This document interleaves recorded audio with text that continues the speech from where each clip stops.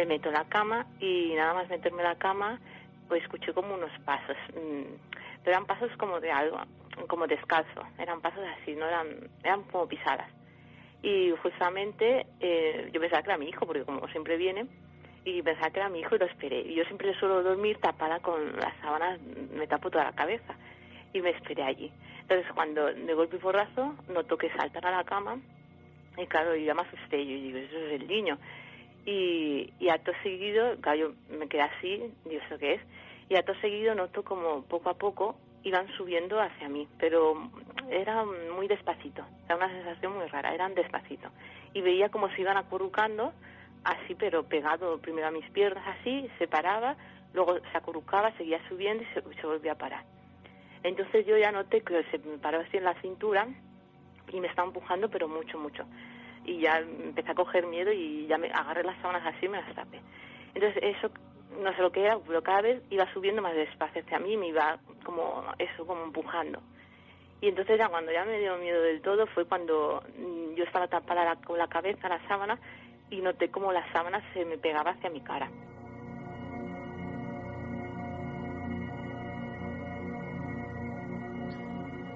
Buenas noches, amigos.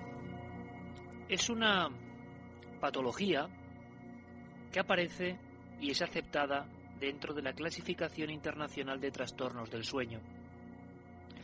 La duración de este tipo de experiencias suele ir entre 1 y 3 minutos.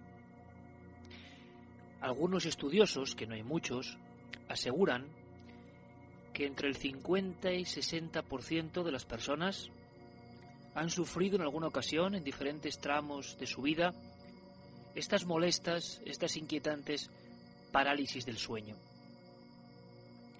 En ese umbral, entre la conciencia y la aparente inconsciencia, en los brazos de Morfeo, en ese mundo que se abre cada noche ante nosotros, ocurren algunas cosas que a veces no se desligan de la realidad. Es como si una finísima membrana separase lo diurno de lo nocturno en nuestra mente.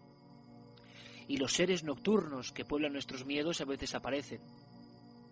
No deja de ser curioso el hecho de que muchos de esos seres son idénticos desde el principio del tiempo.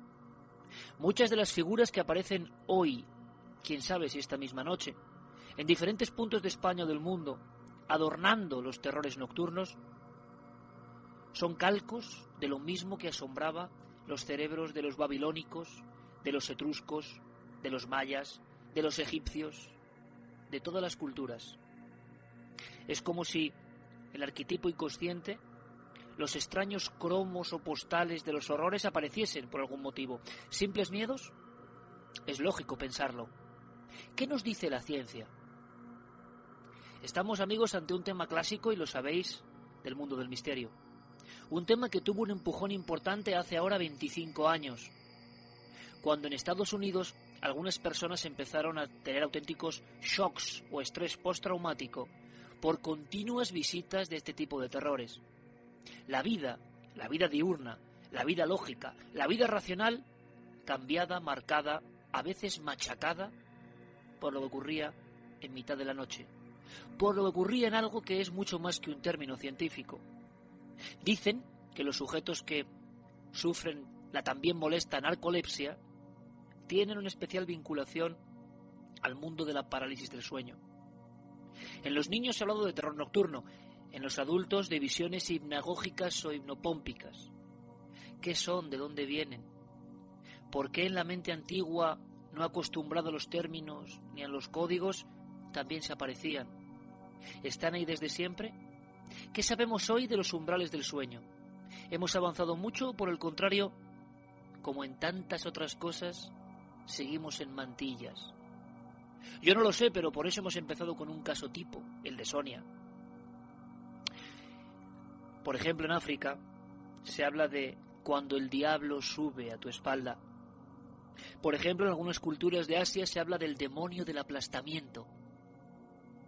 Por ejemplo, y lo sé, las miles de personas que ahora mismo estarán diciendo y pensando, quizá entre sábanas, quién sabe, eso, oiga, eso lo he vivido yo.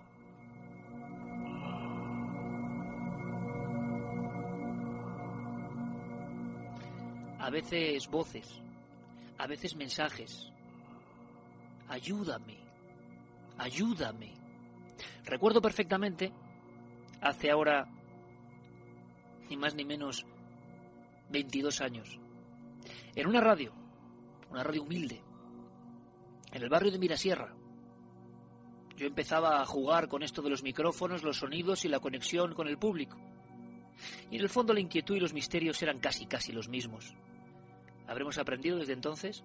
Yo lo que sé es que me encontré por vez primera con la historia de un visitante nocturno, terror en el sueño o parálisis del sueño, porque parece que todo está unido o no.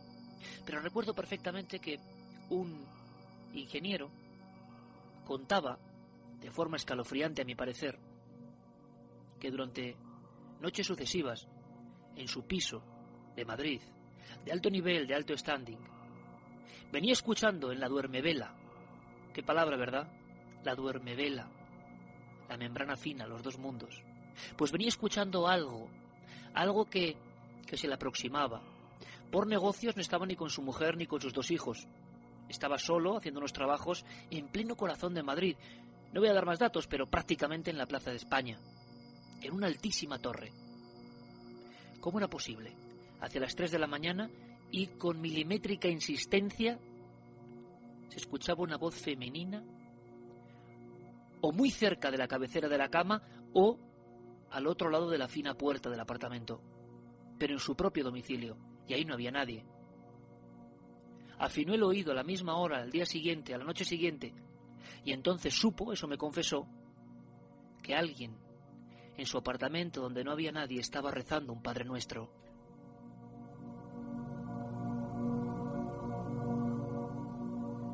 Y el rezo, el Padre Nuestro, se mantuvo durante varias noches. El terror de este hombre fue increciendo, y entonces tenemos que suponer con mente lógica, ¿ese terror añadido le hizo ver lo que vio? ¿O lo que vio estaba ahí? Y simplemente le estaba preparando para tener la visión, para entrar en ese otro lado del espejo. Yo solo sé que aquel hombre, con lágrimas en los ojos, me confesó que a la 4ª noche tuvo el valor, el tremendo valor, de incorporarse. Me llegó a decir que encendió las luces, que se levantó, que de alguna forma quiso sorprender a la fuente sonora que se aparecía como en esa alucinación final. Sea como fuere, él vio algo parecido a un encapuchado arrodillado, a una mujer o un hombre con negras galas, encorvado, solo durante unos segundos. Me confesó que casi se le para el corazón en aquel momento. Y esa sensación es la que han tenido muchos amigos y amigas que han confiado en nosotros, contándonos sus parálisis del sueño. Porque en todos los casos, en la inmensa mayoría, hay una antesala. Sentimos una presión. Sentimos que hemos despertado, pero no estamos del todo en la vigilia. Sentimos que queremos movernos, pero algo o alguien no nos deja. Sentimos que la respiración se agita. Y es entonces, mirando a lo inmenso de la negrura de una pequeña habitación, por ejemplo, observamos que algunas formas empiezan a cobrar vida. O en ocasiones es un rezo, o en ocasiones simplemente una palabra que dice ayuda, o tu propio nombre. Dentro de los tratados, de las clasificaciones de los trastornos del sueño, amigos, es sorprendente, en los libros médicos y psiquiátricos, encontrarnos con este tipo de fenómenos. Y en esos fenómenos entramos esta noche profundamente. Entramos de verdad para saber más, para saber si en 25 años, un cuarto de siglo, la ciencia ha avanzado. ¿Cuál será la respuesta? De momento, amigos, os dejo con otro caso, porque hay algo que en los terrores nocturnos o parálisis del sueño parece un clásico, que se repite en el 2011, que no pasa el tiempo por él. Uno sabe que no es exactamente un sueño. Uno sabe que no es exactamente una pesadilla que se ha quedado colgando en la visión cotidiana, no. Uno siente sobre todo lo que va a contar ahora Jaime Barros, otro testigo, otra persona, otro oyente. Uno siente sobre todo que en esos segundos, en su habitación, en el lugar donde sea, pasa algo y algo le acompaña. Escuchamos. A mí este fenómeno me pasa pues desde que tengo más o menos memoria. Desde los 3 años más o menos que yo recuerde que fue la primera vez hasta el día de hoy. Más o menos la media es 2 veces por semana. Quiero decir que estoy bastante acostumbrado a que me pase esto. Vamos, que he vivido toda mi vida con ello. Bueno, es algo complicado de explicar. Yo, si caso, esto me sucede antes de dormirme. Yo me voy a la cama, intento dormirme y entonces es que es muy complicado de explicar. Es como si la mente empezara a funcionar más rápido, hasta que como que cobra vida propia y empieza a correr al margen mío. Entonces llega un momento en el que se para y no me puedo mover. Lo que sí que puedo hacer es abrir los ojos. Puedo respirar, pero no puedo mover nada más. Además, el cuerpo se me queda en un estado tal de relajación que incluso se me cae la mandíbula. 2 minutos, minuto y medio, cosas así. En cuanto a lo de oír voces y, bueno, imágenes no. Yo he sentido como estar acompañado, como una presencia ahí que da mal rollo, como sombras, y sobre todo más que imágenes, voces. De hecho, es que recuerdo una en concreto que me impresionó bastante, que es la que más recuerdo, que oí una voz claramente, además que lo decía algo así como: no te metas en esto.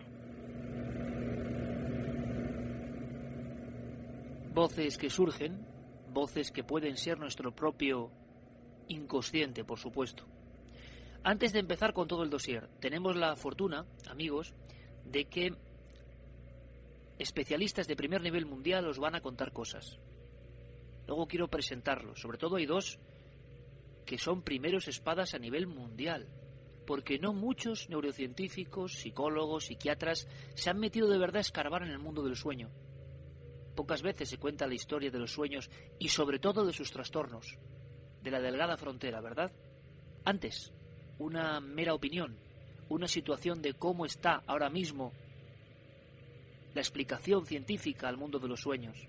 Para sinceridad, ya lo conocéis todos, Manuel Martín Loeches, un científico, un director del área de neurociencia cognitiva de la Universidad Complutense de Madrid, uno de los máximos especialistas del cerebro.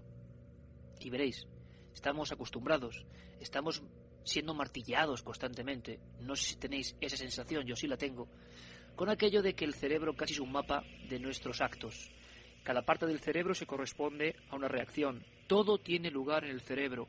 Todo lo explica el cerebro. Bueno, por lo menos es lo que nos dicen. Ahora, cuando uno habla de verdad con los que saben del cerebro, saben que casi todo es profundo misterio. Y le pregunté a Manuel Martín Loeches cómo estaba el misterio de la parálisis del sueño, del contenido extraño de los sueños que no se marchan. ¿Cómo estamos ahora, 25 años después del inicio de todas las investigaciones?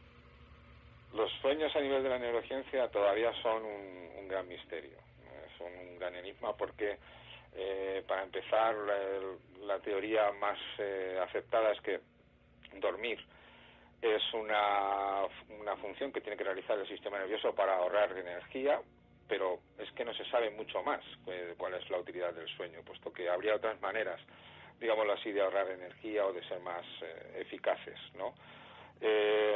Luego, los sueños, ¿por qué se tienen estas vivencias que además aparentan ser tan reales cuando uno las está sufriendo o las está viviendo? Pues realmente no se tiene ni idea. Ese podría ser, en boca de un científico sincero, el estado de la cuestión, la realidad. Cada noche entramos en un mundo del que suponemos cosas, del que intuimos algunos trazos, pero sabemos poco. Nuestro compañero Carlos Largo ha trabajado muy duro para elaborar y para componer casi las piezas del dossier. Uno de los objetivos era una doctora. Yo quiero que escuchéis a esta doctora norteamericana, que la escuchéis y luego, si os parece, la presentamos y comentamos el porqué de sus investigaciones. Una mujer valiente, porque ha tenido que anotar muchas pesadillas. Y de alguna forma, casi como los trabajos de Jung, esta mujer se estaba dando cuenta de cómo muchas pesadillas eran tan reales que no se sabe cuándo empieza precisamente lo objetivo, cuándo no son solo ensoñaciones, sino parece conexiones con otro mundo. Escuchemos a la doctora Adler y ahora Carlos Largo os hace su semblanza. Creo que es realmente importante. Hablamos de la máxima autoridad mundial en un fenómeno llamado parálisis del sueño. Es una experiencia que mucha gente ha tenido y se sabe que existe desde hace miles de años. Por mis investigaciones he deducido que entre un 25 o 30% de las personas de todo el mundo han vivido al menos un fenómeno de parálisis del sueño. Creemos que la parálisis del sueño es un estado de consciencia que tiene lugar entre el sueño y el momento en el que nos despertamos. Normalmente los síntomas que pueden presentarse son incapacidad para moverse o hablar y en ocasiones la aparición de imágenes o alucinaciones muy reales y aterradoras.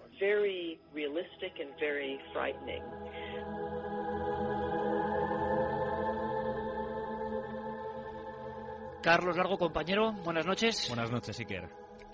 Sé que estás fascinado con esta historia, sé que conocer a la doctora Adler ha sido el inicio de un camino. Yo no sé si podemos contar a nuestro público quién es esta doctora tan valiente.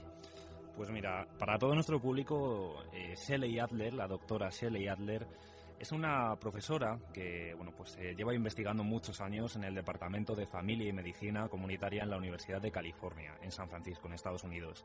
Aparte es directora de educación en un centro de investigación que se llama Osher y ha conducido todo tipo de investigaciones con resultados muy sorprendentes, tanto en comunicación física, por ejemplo, en endomedicina y, un dato curioso, el acompañamiento en la muerte a mujeres desatendidas y con pocos recursos. Pero quizá el campo en el que se ha conocido y ha tenido mayor fama y mejores resultados ha sido en el campo que estabas hablando, en el de la parálisis del sueño, la investigación de las pesadillas, el efecto nocebo y las conexiones que muchas veces hay entre el cuerpo y la propia mente. Ha publicado un libro, es autora del libro precisamente que se titula así, Parálisis del sueño, y la verdad es un trabajo completísimo, una investigación de más de 15 años, haciendo entrevistas, haciendo viajes, hablando con todo tipo de ciudadanos de todo tipo de nacionalidades. Y es un complejo muy, muy importante en cuanto al estudio de los sueños y de todos los sucesos que ocurren cuando se hace de noche y vienen nuestras mayores pesadillas. Decía el gran Francisco de Goya, en uno de sus más célebres grabados, aquello de el sueño de la razón produce monstruos. Muchos pensaron que era una clave política o incluso un alegato en favor del racionalismo. Cuando uno investiga a Goya, y os puedo asegurar, amigos, y no es no es lanzarme ninguna flor, pero aquí tengo unos 150 libros de Goya que me observan, he intentado comprender al personaje, nada más lejos del racionalismo que el gran don Francisco. Él decía que cuando la razón pasa a ese otro estado, cuando estamos en un mundo donde no podemos dominar con la lógica, y tanto que aparecen los monstruos, vaya monstruos. La pregunta es, ¿tienen un mensaje para nosotros? ¿Tienen una cualidad terapéutica incluso para el individuo? ¿Vemos cosas por algo que sucede en nuestro interior o esas cosas pertenecen al exterior? ¿Son universales absolutamente? ¿O cada pueblo, cada raza las interpreta de una forma? ¿Se han construido religiones a través de estas apariciones? ¿Son quizá el inicio de las propias religiones? ¿Desde siempre aparecen en lo más profundo de la infancia? ¿O se unen a nosotros, por ejemplo, en mitad de la vida? De repente, nunca uno ha tenido parálisis del sueño, se cree libre de eso y una noche ve que algo le presiona el pecho, que no se puede mover, mira hacia los pies de la cama y quizá es probable que vea una sombra que le vigila, simplemente una sombra. Sería el caso arquetípico, una sombra sin cara, una sombra alta, una sombra en la esquina de tu habitación, una sombra que te mira, que está ahí, tú sabes que está ahí. ¿Qué significado tiene esto? A partir de ahí, hipótesis todas las que queráis. Otro aragonés, como Goya, es nuestro querido amigo Javier Sierra. Javier, buenas noches. Muy buenas noches, Iker. Javier, hace 25 años, y ahora hablaremos más adelante de esta especie de nueva etapa, algo pasa en Estados Unidos, que esto que ya era conocido, aunque siempre marginado, en los libros de psiquiatría, en los libros de medicina, cobra una corporeidad, cobra un nuevo salto, se accede a una nueva dimensión. Son personas que incluso fundan asociaciones porque el temor a lo que ocurre por las noches, el temor a esas visiones, se convierte casi en problema de orden social. Lo que pasa, me está mirando en estos momentos, porque tengo sobre la mesa un ejemplar de un libro que se publicó en 1987 en Estados Unidos, al año siguiente en España, que se titula Comunión, de Whitley Strieber. En la edición americana venía con un subtítulo todavía más inquietante, que era Una historia real, y una imagen que, en fin, se ha convertido casi en un arquetipo.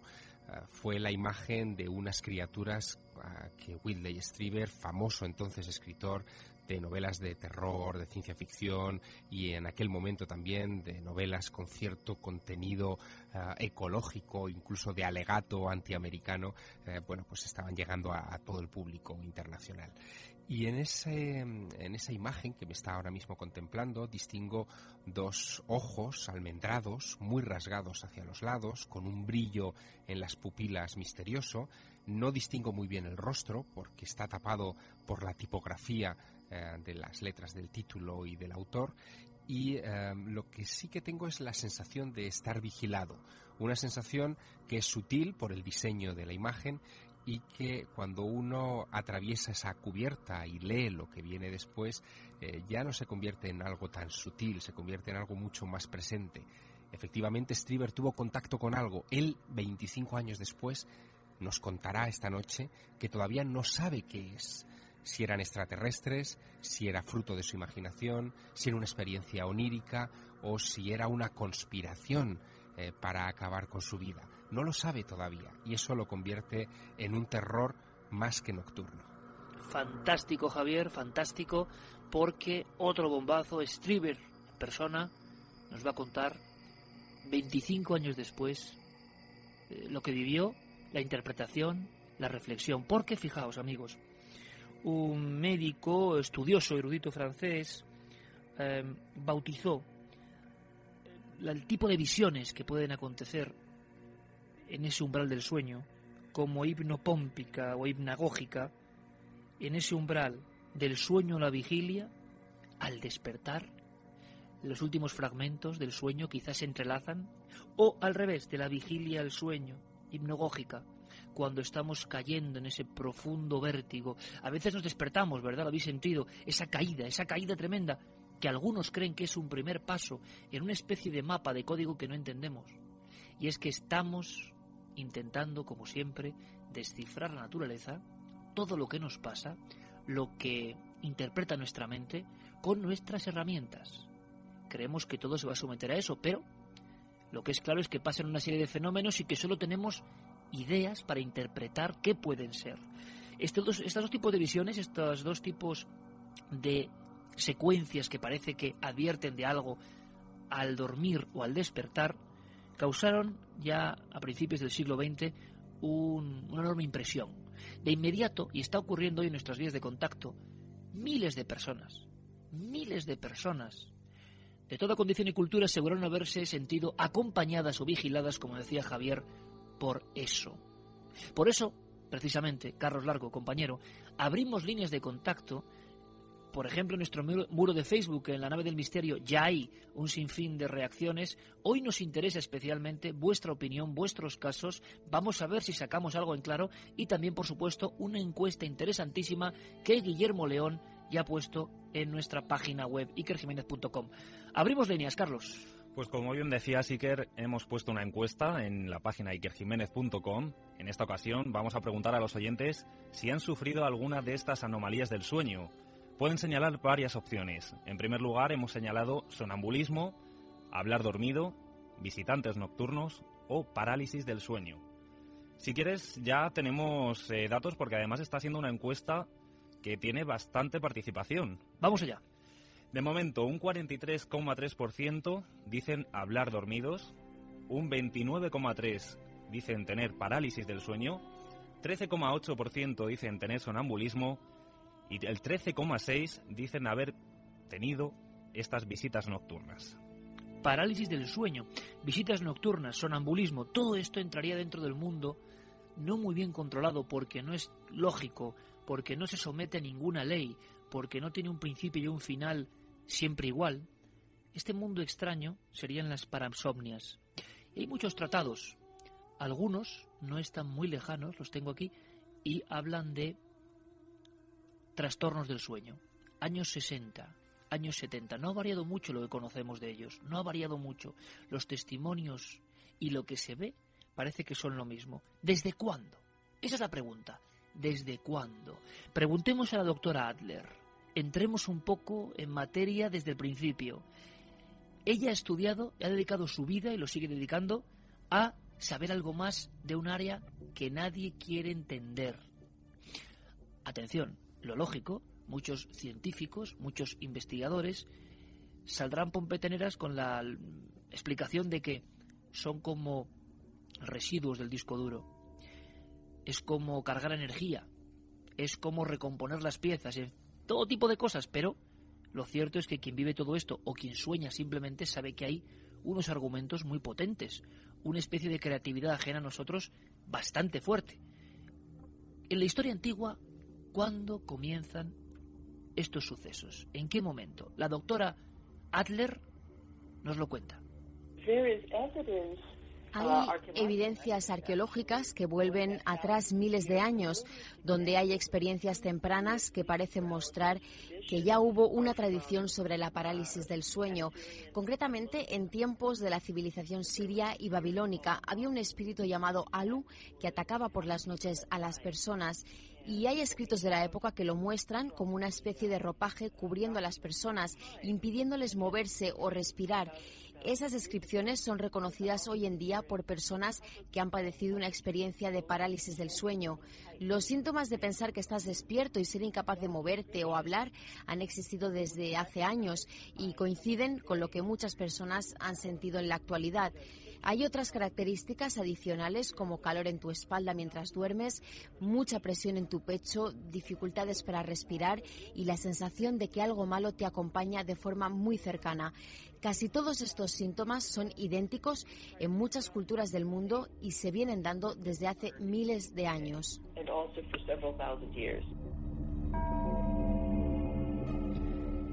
No deja de ser interesante, ¿verdad? No deja de ser curioso. ¿Por qué muchas cosas las compartimos de forma universal? ¿Por qué muchas cosas se transmiten sin que haya ningún tipo de nexo cultural, económico, sociológico? ¿Por qué aparecen en nuestra mente, esa mente maravillosa, esa mente tan compleja que parece que nada puede alcanzar a sus maravillas?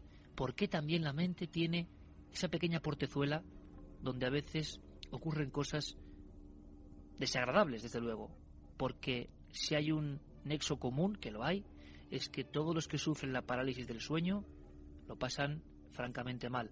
Pero amigos, esta noche también hemos hablado con especialistas para arrojar y dar un poco de luz, para saber cómo se puede mitigar ese sufrimiento.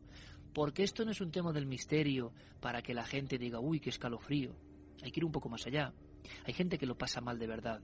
Ha habido gente con brotes psicóticos. Ha habido experimentos de cómo las experiencias de sueño REM llegaban a un nivel de atacar incluso el sistema neurológico del cerebro que provocaban graves daños. ¿Hay pesadillas que pueden matar? ¿Hay pesadillas mortales? ¿Es mito o realidad? Solo os digo que os vais a sorprender. Vamos a hablar de casos concretos, pero se hablaba del dios Alu. Si uno va al British Museum y contempla los increíbles frisos y lo que trajeron de esas primeras ciudades de la humanidad, se dará cuenta, observando atentamente, que los espíritus, los espectros